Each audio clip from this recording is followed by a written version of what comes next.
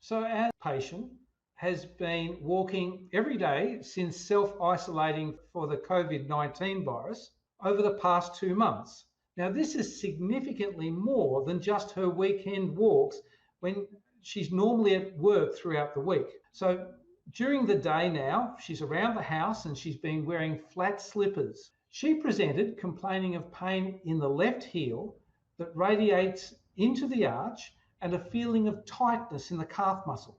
Structurally, she's got a tibial verum, a moderate high arched foot structure, which is compensated through late stage pronation, especially in the midfoot, allowing the ground reaction force again to dorsiflex that medial column, elongating the arch.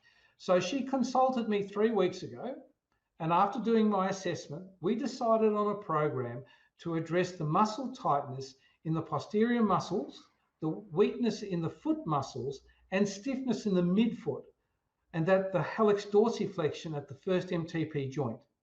So we're trying to get more movement in the joints and more strength in the muscles to see if that's going to make a difference. At the review appointment, the symptoms had only improved slightly, even though the joint restrictions and the muscle strength had improved by about 25 to 30%. So I walked her over the mat again, recording a mat over our 3-step pressure mat, and after assuring good data and averaging her footsteps, analysis was done to show the level of dysfunction, particularly of the left foot. Now, selecting the curves view in the pressure versus time graph, we show the pressure underneath the first MTP joint and the heel. So we select the rear foot and first MTP joint graphs, which is just the 2 little check boxes you can see on the top left of the graph window. And we can see the time of weight bearing where the heel and the first MTP joint are in contact with the ground. The longer period that is in contact indicates the elongation of the arch and the strain on the plantar soft tissues. Now, if we compare, again, it may not be easy to see for you, but the timing of the elongation in the left foot is 307 milliseconds and the right is 145 milliseconds.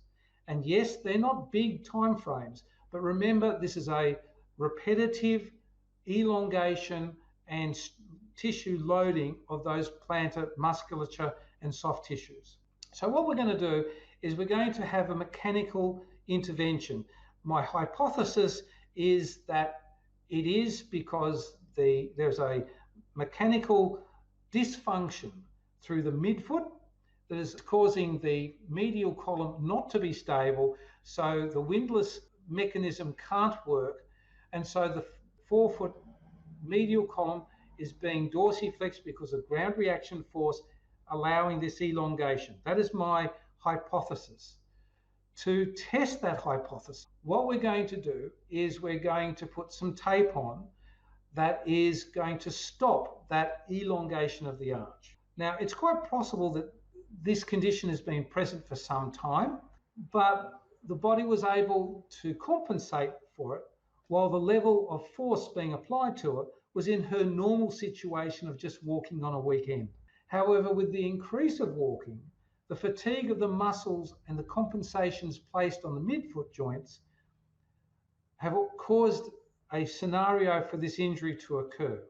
So with this taping being applied, we're going to see if by stopping the arch elongating, whether that's going to change any of the parameters of the foot function. And here what we can see in our comparison recording is a substantial difference in the period of time of the arch elongation in the left foot. The timing now in the left foot is 125 milliseconds, less than half of the previous time period. The timing of the elongation of the right arch was actually a little bit more at 167 due to the body having to adapt to a new gait pattern very quickly. I presented this to the patient, explaining its relevance, and based on the outcome, was able to be very confident in a successful resolution of her heel pain using orthotics designed to achieve the same outcome. The orthotics were not arch supports. They were not necessarily focused on stopping excessive pronation. They were focused on getting the midfoot working, the windlass working, the medial column stable so that the weight bearing could come through the first MTP joint. The fact that she'd been very diligent with her exercise program for very little benefit, and the fact that she could actually see the objective improvement, made her decide to go ahead with my treatment recommendation, which was with orthotics. We're going to make her a pair of orthotics that are corrective orthotics.